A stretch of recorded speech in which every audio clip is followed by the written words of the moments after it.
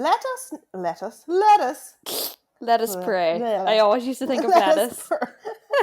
Let us pray. Okay. Let us know the stories you want to hear.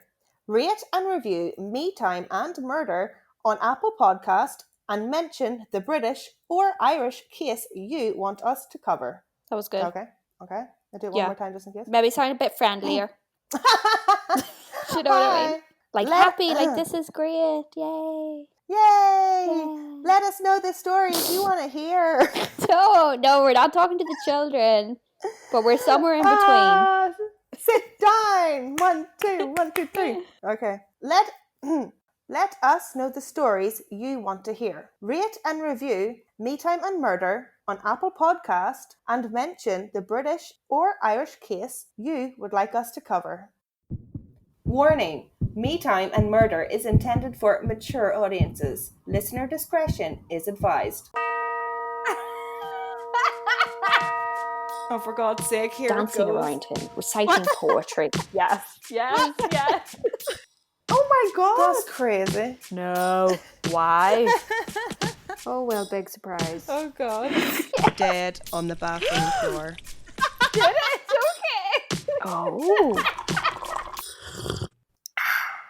Miriam, what are you drinking today for this episode? Today, I'm actually drinking tea that I got outside. Oh, fancy. Yeah, it's it just says drink on it. Oh God, no. Where did you get it? No, I ordered it because I was so busy today. I went out and I bought dumplings.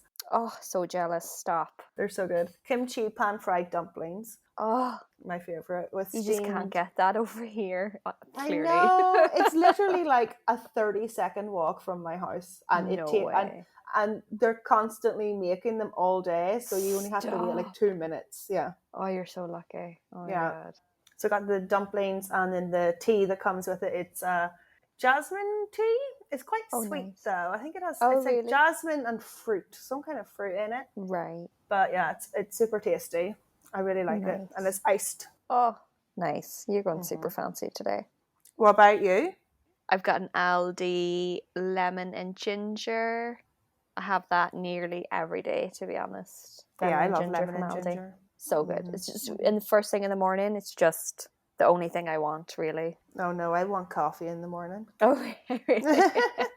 What about, are you pampering today? What are you doing? I've just got another hyaluronic acid face mask on. Nice. Keeping it simple. I'm also doing a hydrating mask. This one, I usually go Neutrogena, but this is Garnier. I do like theirs as well.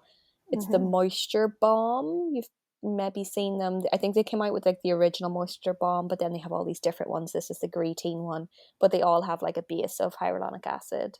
Yeah. I just thought I'd try the green tea for a change.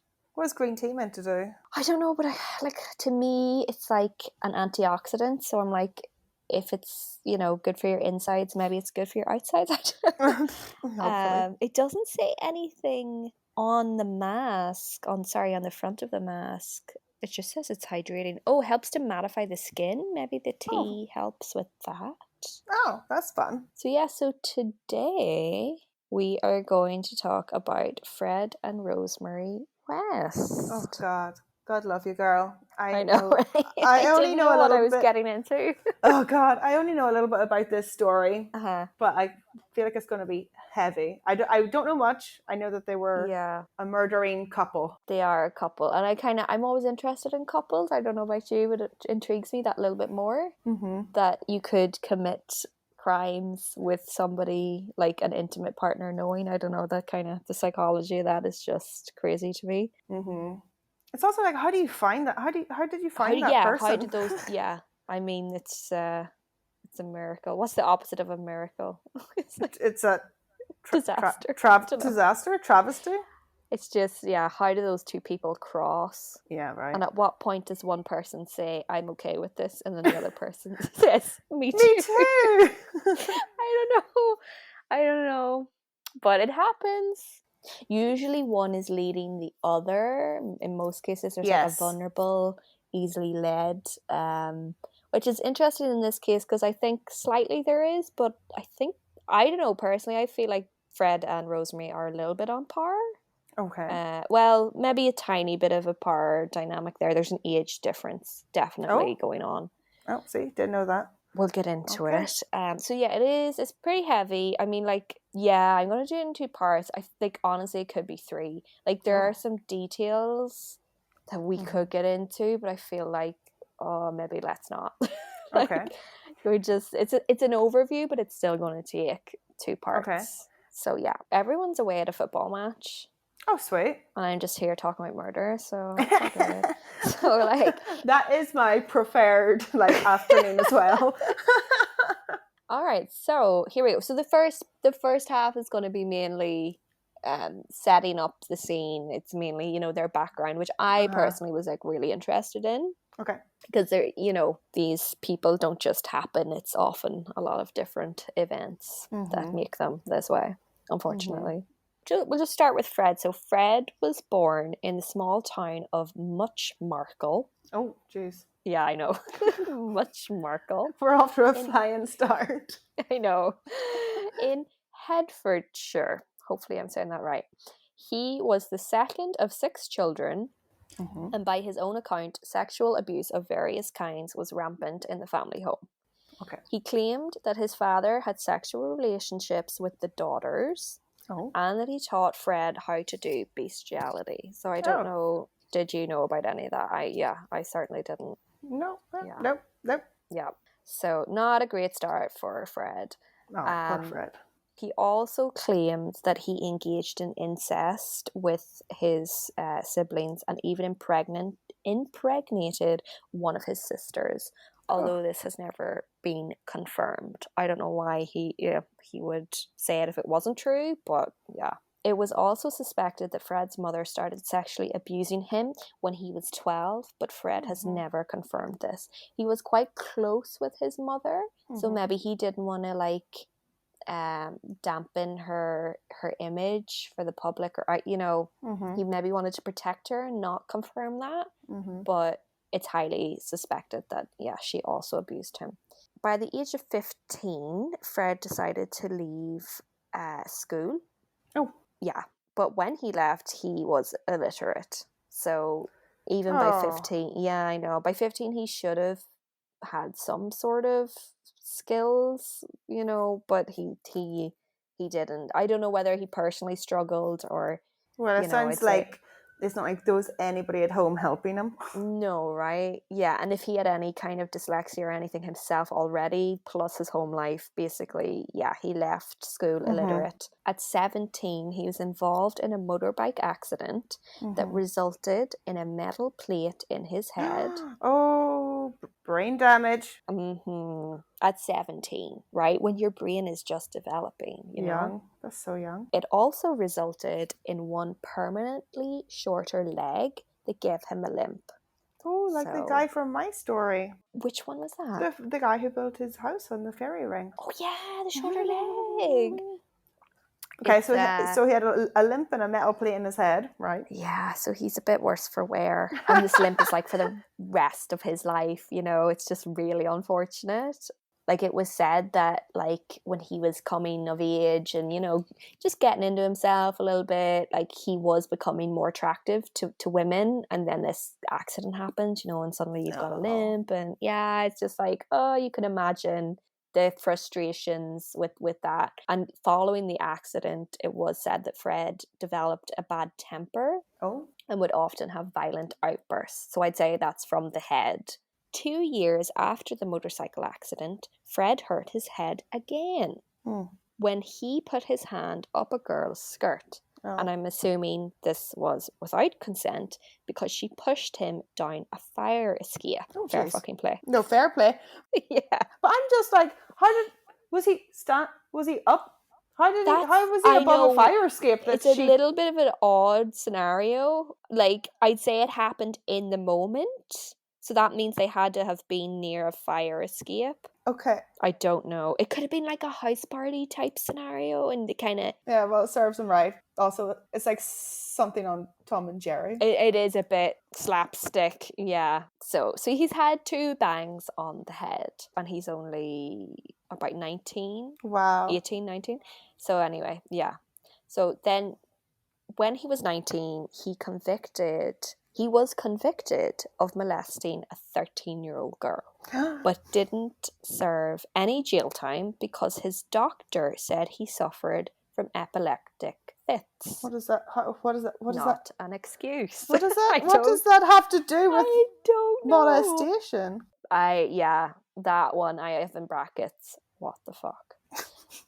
So yeah. So moving on. I forget what year this is. We're in. Oh, I don't know exactly what year. Roughly. Oh, We're in the 50s? Like the 50s. Yeah, Okay. I'd say we're in the 50s. Like, yeah. Jesus. Maybe late 50s. Yeah, late 50s. But still, like, geez. No, I'm just not like, an excuse. God, Jesus. But apparently he was good at kind of convincing people. So whether he even faked that or, said that it had something to do, he had an episode or like, apparently he was a bit of a talker. Just not a reader. Exactly. He just had super amount of skills just in one area. So now we're jumping to when Fred is 21. So like a lot happens like year by year. Like there's a lot already. Mm-hmm. So now he's 21 and he moves back to his hometown. So after the whole like sentencings for the molestation, his family kind of like disowned him and like kind of like sent him away and said like, you're not living with us anymore, even though I was going to say they're abusers. I'd say like their abuse just wasn't known. They kept it to themselves. So outwardly they wanted to give the appearance, so they kind of disowned him. Mm-hmm. But a few years later, he's 21. They let him back into the home. Mm-hmm. And so he picked back up with his ex-girlfriend, Rena Costello. Oh, fancy. Yeah. I'm not sure is it Costello or Costello. I'm going to go with Costello. Yeah. Rena was already pregnant when they met back up, but they got married just 2 months later and moved to Scotland. So you might think, oh, that's nice. He's accepting of, this child that isn't him. But we know that he molested a 13-year-old girl, so he doesn't get any points for this. So Rena gave birth to the baby girl who they named Charmaine. The couple then had a child of their own in July of 1964, another daughter who they named Anne-Marie. Mm-hmm. During their rocky marriage, Fred worked as an ice cream truck driver. Oh. I'm just like, you don't deserve that. It's too fun for you. This was a job that gave him plenty of access to young women. Oh no, and children. And I'm sure, and children, right? Yeah, exactly. I'm just taking a sip of tea. And I'm sure Fred was absolutely loving this, but it was cut short when he accidentally ran over a 4-year-old boy with his ice cream truck. Oh my God. I know, but right? Ice cream trucks don't even drive fast. I know, right? Oh my God. Did he die? Is he okay? No. The boy did not survive. Oh, I know. So this is technically his first murder. However, it was an accident and it wasn't his fault. Like he wanted to stay in this ice cream truck. This was working for him, He did not want this to happen.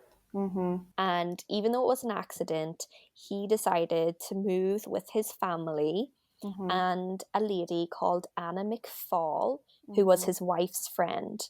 They all moved to Gloucestershire, where he got a job at a slaughterhouse. Wow, that is a big jump from ice cream. I know, right? Mm-hmm. After moving to Gloucestershire, the marriage then collapsed and Rena went back to Scotland. With the kids? No, we're going to get to that in a second. Sorry. Because she came back to Gloucestershire in July of 1966 because she missed her daughter. Oh. And she discovered that Fred had started a relationship with her friend Anna that moved with them. Oh. Yeah, so Anna stayed. Anna didn't go with her friend back to Scotland when the marriage dissolved. She was like, nah, I'm going to stay. Weird that she went with them in the first place, honestly. Yeah, no, that's what I thought. Just get your own life, Anna. Third wheel much? Actually, I don't want to be too harsh on Anna either because of what's to come. Oh, no. In 1967, Anna became pregnant with Fred's child and tried to get him to divorce Rena. Mm-hmm. In response to this, Fred killed, dismembered, and buried Anna. Wait, what? Just at the suggestion? Just the suggestion. I'd say she was nagging. I say it just, he had this sort of like official wife and this sort of mistress pregnant with a child that was just creating a bit of a situation. He didn't really want to, pursue a life with Anna and this new child, so he just ends it. Oh my God. Like, on his terms. This is the way it's going to end. And even after that, like, Rena also left him, so now, he's on his own, so it just didn't really work out. I think other articles I read said that, he kind of killed Anna for Rena to kind of show like, no, like, I want you and I love you, look at what I did. So she's like, I'm getting out of here, and she leaves a few months later. Does she not tell the police? She leaves the children with him. I'm not sure if she knew about the murder. Oh, right. He could have just said, look, I've sent her away, she's disappeared, he did it to kind of rid of a problem and clear a path. Fuck. So that he could get back with Rena. That's my understanding. He just wasn't expecting Anna to get pregnant. Well, that's what happens. So Fred is suspected to have then killed again in January of 1968 when 15-year-old Mary Baslom disappeared from a bus stop. But this has unfortunately never been confirmed. He's just suspected. So after Rena left Fred, he went on to commit a spree of petty thefts and jumped from job to job. So he was just kind of all over the place. He's on his own. And during a stint as a bakery truck driver, he met his future wife and accomplice, Rosemary West. What was with the scream? Jaron jumped out of his room. Okay. He creeps around while we're doing our podcast. Not the time, Jaron. Sorry, go on. Okay, on to Rosemary. So she was born in Devon, England, 1953. Her childhood was also troubled and full of sexual abuse at the hands of her schizophrenic father. Rosemary was said to, and this is a quote, not be very bright and a little overweight. Okay. Because of this, other children would often tease her, to which she responded by attacking them aggressively. Oh. Poor Rosemary. So when she was a teenager, she developed a sexual appetite of her own, as most teenagers do. But she was caught getting into bed with one of her younger brothers and sexually fondling him. Oh dear. The abuse was having a sort of domino effect, really. I'd say she was just very confused at this point, but not okay what she's doing. But, she's a victim. How old is she? I think she's a teen. I'd say she was maybe like 14, something like that. It's quite early to be getting sexual. Everybody's different, but she was abused sexually by her father. So, like, that started early. So I'd say she just started early and just kind of snowballed. Also, if she's not bright, she might not realise that that's not what you do. Exactly. Oh, well, yeah. Well, if her father's doing it, maybe it's like, this is okay. And it's a normalised thing in the house, She's just not questioning. So it's just interesting that there's, the sexual abuse in both of the families, the incest in both. So they have this in common. Because her father prevented her from dating boys her own age, Rosemary often became entangled with older men who lived nearby. Oh dear. And one of whom would eventually rape her. Oh. Yeah. And she is young at this point. She's might be like 14, 15. In early 1969, 15-year-old Rosemary meets 27-year-old Fred West at a bus stop. So he is 12 years her senior. Oh, that's a bit of a jump. It's a bit of a jump.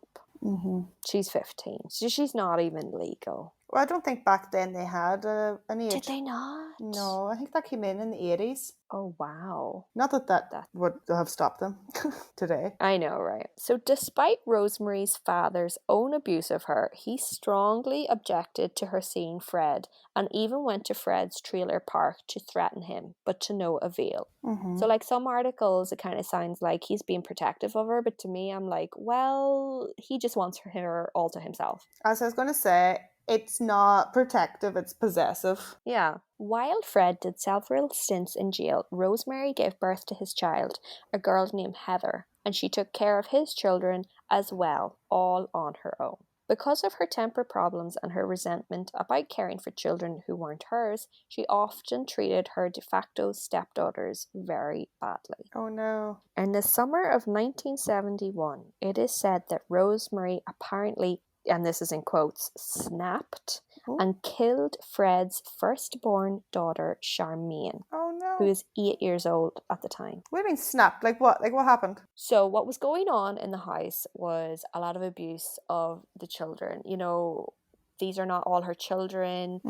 And Charmaine in particular was said to be very stoic, and she wouldn't cry throughout the abuse. She wouldn't really give in to Rosemary, and this bothered her. She would say things like, my mummy is going to come back and save me. My mummy wouldn't curse and shout at us the way you do. You know, she was very, it's so sad. She probably really believed that her mum was going to come back. I know. Oh. So Rosemary snaps. It's just such a ridiculous word. She snapped. So she snaps and she kills Charmaine, 8-year-old Charmaine. So Fred's actually was in prison, I believe, at this time. He comes back. I think it was like the day before he got out of prison, like that she killed the child. So he comes back to his home to find the dead child. And you think, oh, that's awful for him. But no, he decides to sever off the fingers and toes of the body. What? And bury the remains under the kitchen floor. Oh, so God. I don't know what this response is. This is just, yeah, I don't even know. In August of 1971, Charmaine's mother, Rena, did come looking for her. But she too quickly disappeared. Eventually, Rena's body would also be found with the fingers and toes cut off. So it is suspected that Fred was the killer, because he did the same to the child. You know, this whole toe finger thing was his MO. Yeah. You only need to cut off somebody's fingers if they have been printed by the police. So where's the point? And also they don't fingerprint your toes at all. He just loves it. He just enjoyed it. I don't know what the whole finger and toe thing is. It's just something that he did, that he liked to do.